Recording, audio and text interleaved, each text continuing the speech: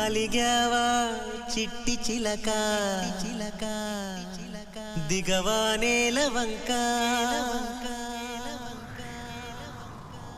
అడిగేశా ఉండలేక చాలే బెట్టు చేయక అలిగావా చిట్టి చిలక దిగవా నేల వంక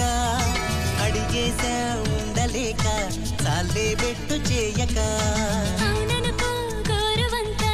అలసిచ్చాను గనుక జరిగింది తెలుసుకోక నాపై నిందలేయక